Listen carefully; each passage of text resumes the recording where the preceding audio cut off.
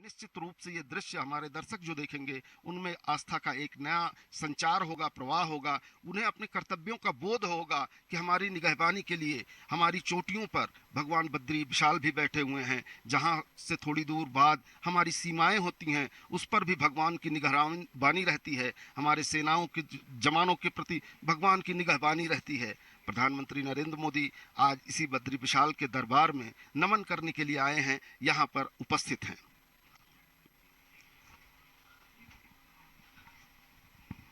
थोड़ी ही देर में प्रधानमंत्री मंदिर में पहुंचने वाले हैं, मंदिर परिसर में मौजूद हैं। उसके बाद उन्हें वो पूजा अर्चन करेंगे, मंदिर से जुड़ी हुई और व्यवस्थाओं की जानकारी लेंगे। ऐसा नहीं है कि प्रधानमंत्री का यह दौरा बद्रीनाथ का पहला दौरा है। इसके पूर्व में भी ये प्रधानमंत्री के रूप में भी यहाँ पर आए हैं, और उसके पूर्व में जब इनका संत स्वभाव था उस दौरान भी बताया जाता है कि उन्होंने कई बार भगवान बद्री विशाल के दर्शन किए। बद्रीनाथ के भव्य परकोटे पर यह लहराता हुआ धार्मिक झंडा निश्चित रूप से उस मनोबल को दर्शाता है, उस श्रद्धा को दर्शाता है जिसकी आज समस्त देश को जरूरत है। जो ये चाहते हैं कि एक नए रूप से भारत का विकास हो, देश का विकास हो, उत्तराखंड का विकास हो, सब का प्रतीक बन करके आज ये बद्रीनाथ केदारनाथ में सिमटा है, उत्तराखंड में सिमटा है। देवभूमि कही जाती है, देवताओं का घर कहा जाता है, लेकिन तमाम सारी सुविधाओं के अभाव के चलते जो आकर्षण होना चाहिए, श्रद्धा बहुत होती है लेकिन सुविधाओं की कमी के कारण, और ख़ास तौर पर जब से प्रधानमंत्री नरेंद्र मोदी 2014 के बाद से यहाँ पर हैं, लगातार प्रदेश में भी भारतीय जनता पार्टी की सरकार है, उसके बाद से सुविधाओं को विस्तार से बढ़ाया जा रहा है और लोगों का यहाँ आना भी अधिक हुआ है। अगर इस बार की धार्मिक यात्रा कोरोना के बाद की देखी जाए तो 2 साल पहले की यात्राओं से अब जब यात्रा 2 वर्ष बाद खुली है तो अब तक 37% श्रद्धालु जो है केदारनाथ बद्रीनाथ आ चुके हैं। और यही कारण है कि सुविधाओं के अधिक होने से, संसाधनों के अधिक होने से लोगों का यहाँ आने का आकर्षण निश्चित रूप से बनता है और उसी लिए लोग यहाँ खिंचे चले आते हैं। 15 लाख श्रद्धालु अब तक जो है बद्रीनाथ धाम के दर्शन कर चुके हैं। प्रधानमंत्री नरेंद्र मोदी ने कहा था कि शताब्दी का तीसरा दशक उत्तराखंड के नाम होगा। निश्चित रूप से यहाँ विकास की जो परियोजनाएं चल रही हैं, जिस तरह से दोनों सरकारें मिल करके डबल इंजन की सरकारें काम कर रही हैं, निश्चित रूप से धार्मिक और आस्था के लिए ही नहीं बल्कि अपने संसाधनों के लिए भी उत्तराखंड अब समृद्ध हो रहा है और वह आकर्षण का केंद्र होगा संपूर्ण भारत का।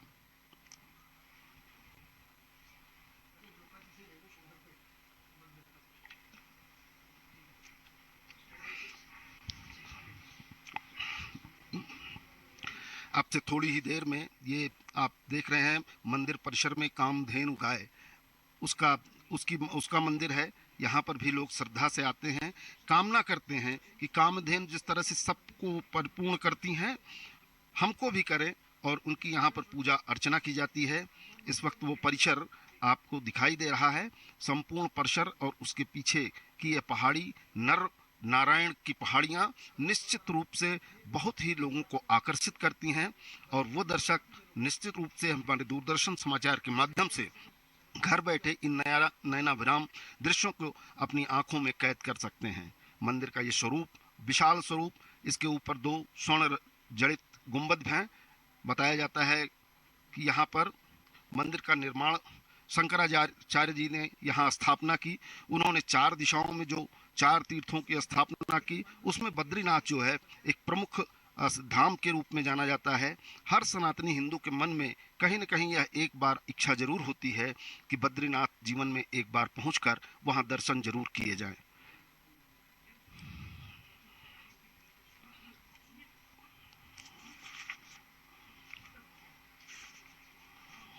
अगर यहाँ पर तमाम सारी उत्तराखंड में विकास योजनाओं की बात करें, धार्मिक पर्यटन की बात करें, तो अप्रत्यक्ष रूप से और प्रत्यक्ष रूप से पिछले कई सालों में यहाँ पर 10 लाख रोजगार का सृजन हुआ है।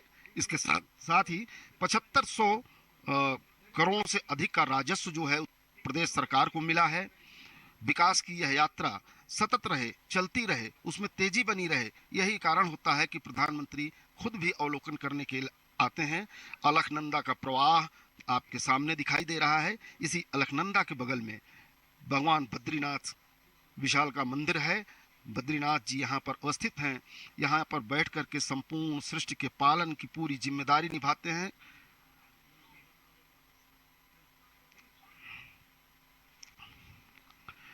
इस अलकनंदा के किनारे प्रस्तावित है 120 करोड़ रुपए के रिवर फ्रंट बनाने की योजना है, जिस पर कार्य शुरू हो गया है। इसके अलावा प्रथम चरण का जो कार्य यहाँ पर विकास का हो रहा है, उन प्रथम चरण के कार्यों को लगभग पूरा किया जा रहा है। दूसरे चरण के लिए भी कार्य शुरू हो रहा है और उसके लिए न धन की कमी हो, न काम करने के लिए लोगों में सुस्ती हो, इसके लिए प्रधानमंत्री लगातार जो है अपनी नज़र बनाए रखते हैं।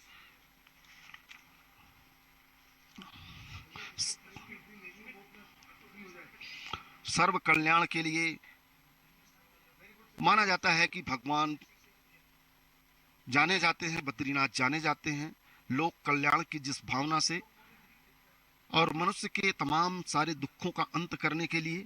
उनके प्रति अगर श्रद्धा है तो निश्चित रूप से उसके दुख भी कम होते हैं, उसके जीवन की प्रत्याशाएं बढ़ती हैं, उसके जीवन के तमाम सारे जो परेशानियां होती हैं वो कम होती हैं, संतति का विकास होता है, प्रवाहमान रहती है संतति नहीं, और यही संतति आगे चल कर के देश और राष्ट्र समाज के लिए कार्य करती रहती है।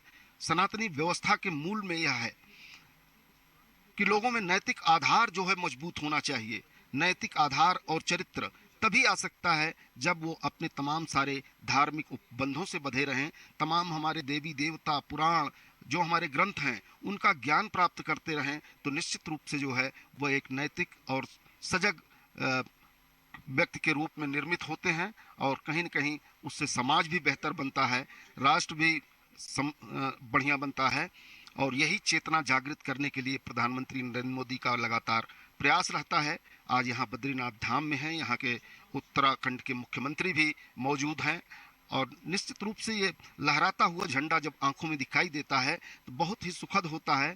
ऐसा लगता है कि हमारी यह पताका हिमालय के ऊपर जो फहरा रही है वह हमें कितना सुख देती है, इससे हमारा कितना लगाव है, हमारी आध्यात्मिक चेतना का यह किस तरह से प्रतिनिधित्व करता है, ये सारे चिंतन निश्चित रूप से मन में आते हैं। मंदिर परिसर में प्रधानमंत्री नरेंद्र मोदी मौजूद हैं। अब थोड़ी ही देर बाद वो पूजन के लिए भी पहुंचेंगे गर्भगृह में। हम आपको उस दृश्य को भी दिखाएंगे, लेकिन अभी लगातार जो बद्रीनाथ के अगल बगल के जगहें हैं, किस तरह से बहुत खूबसूरत दृश्य, किस तरह से पहाड़ों के बीच में, पहाड़ों की गोद में बद्रीनाथ का यह मंदिर है, निश्चित रूप से ये बहुत ही नयनाभिराम दृश्य है और इस दृश्य को कैद करने के लिए लोग बहुत दूर दूर से चल के आते हैं।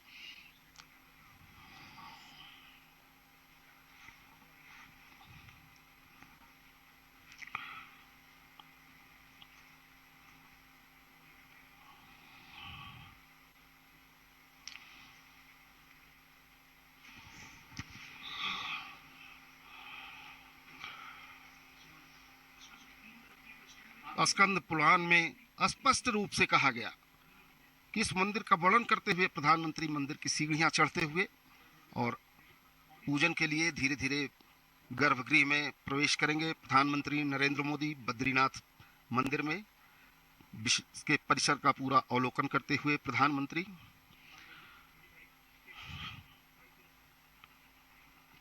मंदिर के गर्भगृह की ओर प्रवेश करते हुए प्रधानमंत्री नरेंद्र मोदी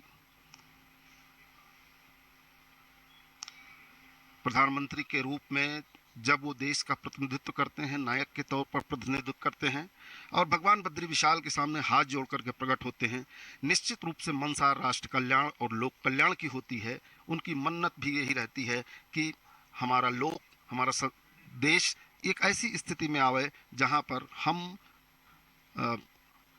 अब मंदिर के गर्भगृह की ओर जो है जाते हुए प्रधानमंत्री नरेंद्र मोदी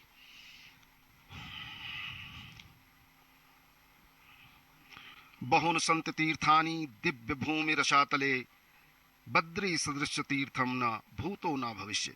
ऐसा तीर्थ जो है न पहले हुआ है न आगे होगा। स्वर्ग पृथ्वी तथा नरक तीनों ही जगह अनेकों तीर्थ स्थान हैं, परंतु फिर भी बद्रीनाथ जैसा कोई तीर्थ न कभी था और न कभी होगा।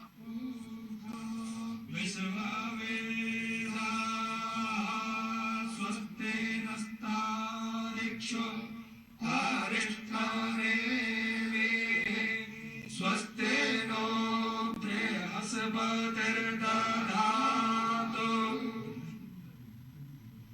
स्वागत भगवान बद्रीनाथ जी के श्री चरणों में।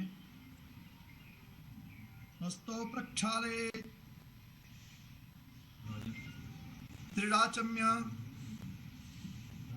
केशवाय नमः, माधवाय नमः, नारायणाय नमः। पुनः हस्तो प्रक्षालयेत्।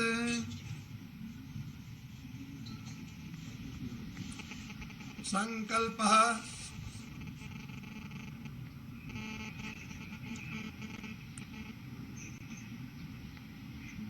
ओम नमः परमात्मने पुराण पुरुषोत्तमाय श्रीमद्भगवतो महापुरुषस्य विष्णुराज्ञया प्रवर्तमानस्य अद्य ब्रह्मणोन्नी द्वितीये प्रहरार्धे श्री श्वेतवाराह कल्पे सप्तमे वैवस्वतमन्वन्तरे अष्टाविंशतमे कलियुगे कलिप्रथम चरणे जम्बूद्वीपे भरतखंडे भारतवर्षे आर्यावर्तांतर्गत देशे हिमवत पर्वत देशे केदारखंडे केदारखंडांतर्गत अभिमुक्त बद्रिकारण्ये सुमेरोः दक्षिण पार्श्वे अलकनंदायाः दक्षिणे कूले नरनारायण पर्वतयोर्मध्ये पंचशिलाभ्यन्तरे भैरवी चक्रे उर्वशी पीठे नारद क्षेत्रे अस्मिन् श्री बद्रीश्वरस्य मंदिरे श्रीमन्नारायणस्य बद्रीश्वरस्य चरणारविन्दयोः सम्मुखे बौद्धावतारे षष्ठब्दानां मध्ये राक्षसनाम संवत्सरे सूर्य दक्षिणायने मासानां मासोत्तमे शौरचान्द्रेण महामाङ्गल्यप्रदे कार्तिके मासे अस्यां भृगुवासरूपेतायां मघा नक्षत्रोपृक्षायां कार्तिक कृष्ण रमा एकादश्यां शुभ पुण्यतिथौ। एक संयोग है, आज एकादशी है और रमा एकादशी भगवान के चरणों में, और एकादशी की उत्पत्ति बद्रीनाथ में ही हुई है। तुला राशि स्थिते सूर्ये, सिंह राशि स्थिते चंद्रे, मिथुन राशि स्थिते भौमे, कन्या राशि स्थिते बुधे, मीन राशि स्थिते देवगुरौ, तुला राशि स्थिते दैत्यगुरौ, मकर राशि स्थिते शनौ, मेष राशि स्थिते राहौ, तुला राशि स्थिते केतौ।